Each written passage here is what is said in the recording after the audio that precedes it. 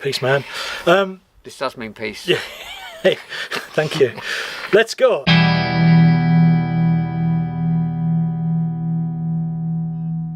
My name is Keith Dixon, and this is my good friend Simon Law. We are partners in Plankton Records, and we've been going for 40 years this year, which we think makes us the oldest independent Christian label in the UK. And probably the oldest partners as well. Yeah. You speak for yourself, buddy. So Simon founded the label 40 years ago, when he was 2, and I've been on board for just under 30 years now. Now, when we had the 20th anniversary, Simon, if you remember, we put out a CD, didn't we? Imaginatively called Plankton, the First 20 Years. You were on that album because this is the first album we ever did. Mirror Dreams by Seastone, that's Simon there, in a rather trendy white scarf. Rolling Stone was the track so we put on. That was the first track on the CD, wasn't it? Yeah. Do you want to just say something about some of the other tracks that are on there that you were involved in? I'd been in 2 or 3 bands by the time we got to 20 years. So the first band, Seastone, were represented, plus there was an unreleased track of Seastone on there. Then In Transit was the next band I was in, which was a much more sort of funk rock band. And the track that we had on there was an unreleased track as well from a session that you'd done. Yeah, that's right. Then the next incarnation for me was Fresh Claim, which all started off in a dole office because the drummer, Ali, was unemployed. I was queuing up with him to sign on, and we were by the Fresh Claims counter, and I thought, oh, that's a good name for a band.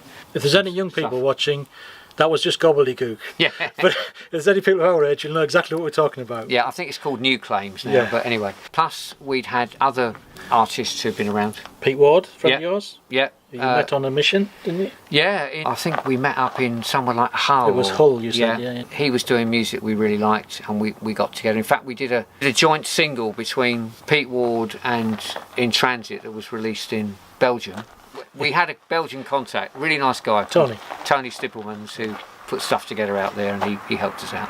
A band called Solid Air, who were managed by an old friend of ours called Ian Ambrose, that we'd met through Greenbelt, from Nottingham. Mark Cutley, yeah, who I think we met through you met originally through Greenbelt. Well, in fact, I gave Mark his first break.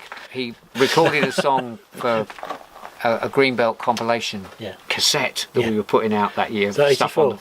on the Fringe. Yeah. Yeah, if you don't know what a cassette is, Google it and you'll find out. He just liked what he was doing, very different. He described himself as classical acoustic rock. And then he went on to do a load of very satirical Christian songs, which were brilliant, very funny. Yes. And we tried to reflect some of that. Jesus is Ace is the one that's on the compilation. That's But right. Mark also worked with Jeff Mann, didn't he? Yeah. Jeff Mann was a Anglican curate, but had a band at the same time. And a fantastic song of his that we put on the compilation. Again, all about communication, all about trying to get the stuff out there. And then the band I was working with, who became Medals, was how we got together. I think they've got a track on there, and we put out an album, and then as God always does, he told the drummer to do something else, and it's then sort of died a bit. So that was the first 20 years, wasn't it? And then after the Medals release had come out, I got made redundant very suddenly, and I started doing painting and decorating self-employed. And you asked me to come round your house to decorate the house, at which I was there for 6 months. But as the time went on, I was more time in the office. Well, he kept looking through the window while he was painting and go, what's he doing in there? And I'd be sitting at this desk and listening to music, and then bit by bit Keith got involved.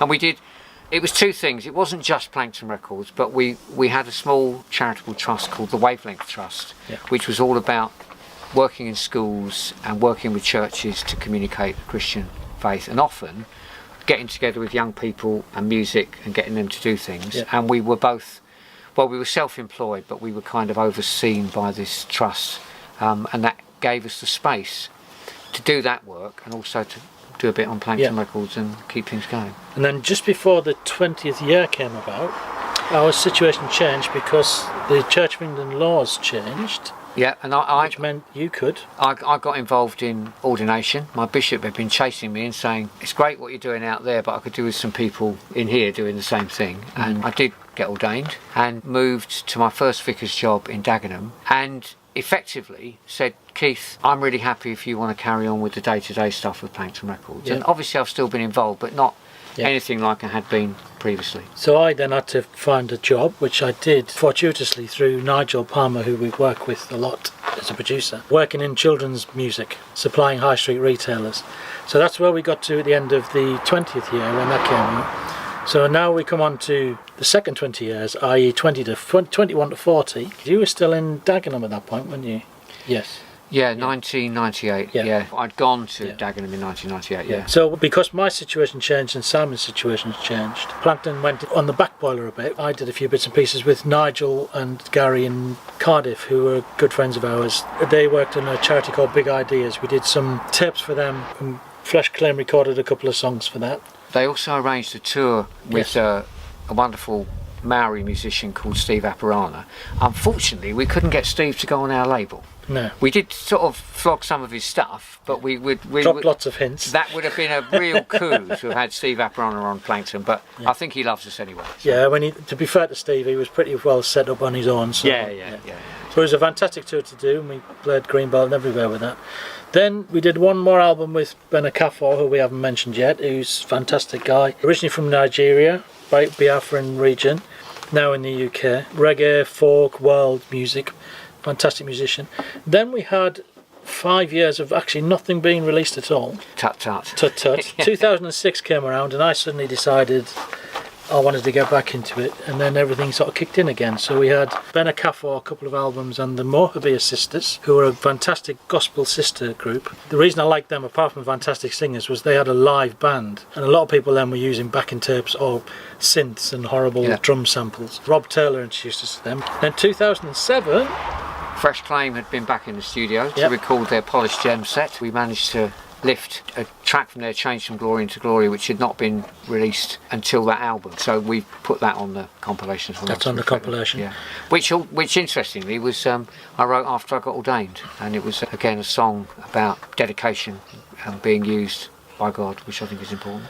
Yeah, the first 20 years, although it was very styled, it was quite guitar driven. It was very guitar. We've noticed in the second 20 years, a bit more laid back. Diversity, programming, some mellower stuff has come out. Again, but we never concentrated on style. But it's been a relief in the last couple of years to have Echo doing classic soul type stuff. Dan Funk Oxford doing, as the name suggests, funk in a Dan style. And Nine Beats Collective last year was fantastic. A whole wide range of genres. We're talking about the Beatitudes and the effects it should have on our lives today. In fact, it was the gospel reading last Sunday. Was it? And I was able to preach on the Beatitudes and making the point about the fact that it's all about being blessed, and we are blessed if we do that agenda for life. And then the last track on the album we've just recorded today, which is a track written by Simon. Now I really wanted Simon to be the last track on the album, not just because it represents 2008, and he said 1918, and 2018. You've not been around that long. Yeah, 2018, but also first track on the 20 year CD was Simon, and I wanted the last track on the 40 year CD to be Simon as well. And I'm still going. But yeah, a fantastic song called The Haven, as Simon does. Lots of guitar, which is fantastic. Yeah. So that's the new CD, the second 20 years. And we're also putting the two CDs together in a slipcase pack. So if you never got round to getting the first 20, you'll get it both gratis in the new pack. And of course, for all you people who are modern, it will be on digital platform as well, so you can do that. Thank you very much for that. Look out for that. And the vision grows stronger.